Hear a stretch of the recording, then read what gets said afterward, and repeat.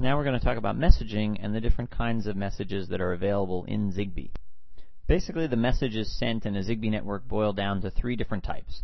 There are Unicast messages, broadcast messages, and multicast messages. And really, as we'll see soon, multicast messages are really just another form of a broadcast.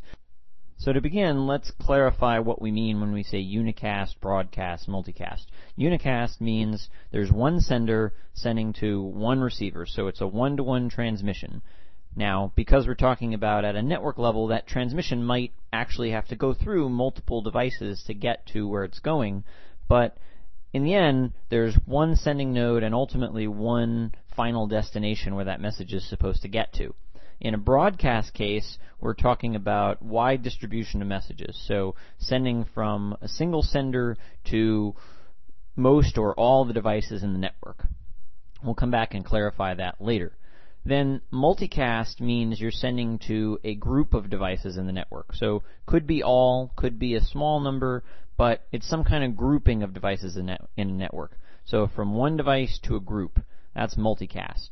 So unicast is one-to-one, broadcast is one to, let's say, all, and multicast is one to many, or one to a group. So with unicast messages, we talk about two different types of transmission here. There's what's called direct transmission, where the sending device knows exactly where it wants to send it, meaning it has this 16-bit node ID, as we talked about in the addressing presentation previously, and it knows what the destination endpoint on that target device is supposed to be. So it has all the information it needs to send the message. In that case, the application can simply give this information to the stack and say, here, send it to this place. But in the case of indirect transmission, this is a case where the application doesn't know exactly where it needs to go, so it needs to direct the stack to go to a particular table that contains information, and the stack can look up that information in a table and determine how it's supposed to deliver that message. So there are binding tables and address tables, which we'll talk about later, but essentially these kinds of tables contain parameters about the destination. So it can go into that table and determine what's the destination node ID, what's the source and or destination endpoint from those messages. So in the case of a broadcast message, the reason we were saying all in quotes here is that actually the sender can limit the radius of propagation, meaning it can determine how many hops that message is allowed to travel through the mesh network until it reaches the desired devices. So if you have a message that's very local in scope, like say you want to send a message to all devices within range telling them to turn on their lights, for example, suppose you have a lighting network. You could send a broadcast that only goes one or two hops, and generally that's sufficient to cover everyone in the room if it's a fairly normal-sized room. As opposed to using the maximum radius and saying this message can get through the entire network and all devices, which might be a time-consuming process and might burden devices that may not have anything to do with the target of this message. You can also limit the reception to the class of devices, by which I mean you can specify, should this broadcast apply to all devices, coordinator, router, end devices? Should it only apply to non-sleepy devices, meaning non-sleepy end devices and routers and coordinators? Or should it apply to just the routers, so even a non-sleepy end device might not find this message interesting? So depending on what kind of information you're sending, you may want to decide to limit the exposure here.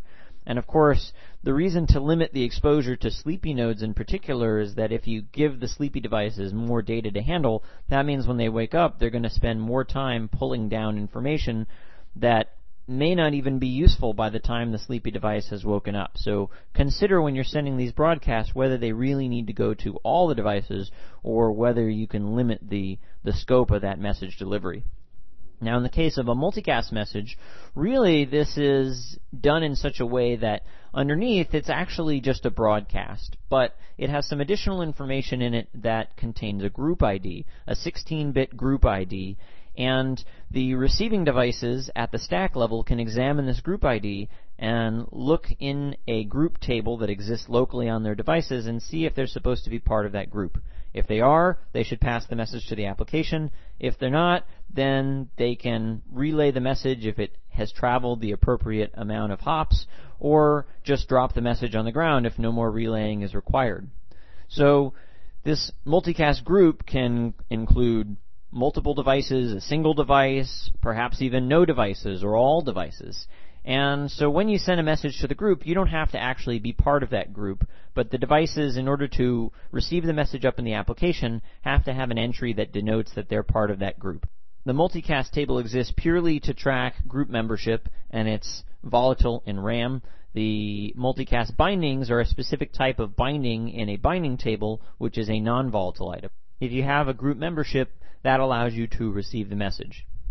And like the broadcast, because these are built on top of the broadcast message mechanism, you can limit their exposure by the number of hops as well as by the type of device class. You can also limit the propagation to members versus non-member. So you can specify one radius that applies to member nodes of the group and another radius that applies to non-members of the group. So depending on the topology of your network, that may or may not make sense for you. So let's look at some more details regarding these message deliveries. In order to deliver the messages, every ZigBee message has to have what's called an APS frame. APS is the application sublayer or application support layer that facilitates connection between the application layer where the message is formulated and the stack that's actually responsible for getting this message out. So there's an APS frame that contains information populated by the application but used by the stack as part of the message delivery process. So in addition to the payload, what we have is a frame that contains things like which application profile does this message concern? What cluster ID does it concern? What source endpoint on my side is sending to what destination endpoint on your side? In the case of a multicast, there's a group ID that would be populated here. And there's also a sequence number. Now, the application doesn't have to populate the sequence number because the stack's capable of generating one on its own. So the stack will generate a unique sequence number, but it's available in this frame structure for the sending node to parse, and the receiving node can parse the incoming sequence numbers as well, in case it wants to concern itself with things like duplicate processing and in-order delivery, which are things that are not actually guaranteed by the messaging protocol, but the application can use the sequence number to affect those kinds of features. There's also an option bit mask for this APS frame structure that controls how the message is treated within the stack delivery.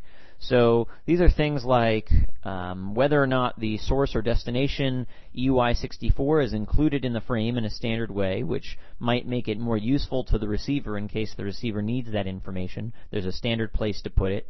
So the stack can automatically append that information if you select those bits. There's link key encryption, meaning you could have encryption with the destination where you and the destination share your own key that's private between the two of you, and you want to encrypt the outgoing Unicast message with the key that pertains to the destination. There's the ability to set a retry flag. This is something that's very commonly used in message delivery so that the transmission and its success is not just predicated on did the message go out the radio and get picked up by the first node in question, but did the message actually travel all the way to the destination, get processed, and generate an acknowledgement that's made it back to the sender again within an acceptable amount of time. And if it doesn't make it within that time frame, this would force the message to be retried up to a total of 3 delivery attempts before finally giving up and saying, no, this message couldn't be delivered. So if you actually want confirmation that your message has arrived, you want to use this retry option in the APS options mask. There are other options that relate to whether the stack is allowed to discover the target node ID of the destination, whether it's allowed to discover the target route to the destination, whether this message is part of a fragmented delivery, meaning this message is just a piece of a sequence of deliveries that needs to go to the destination.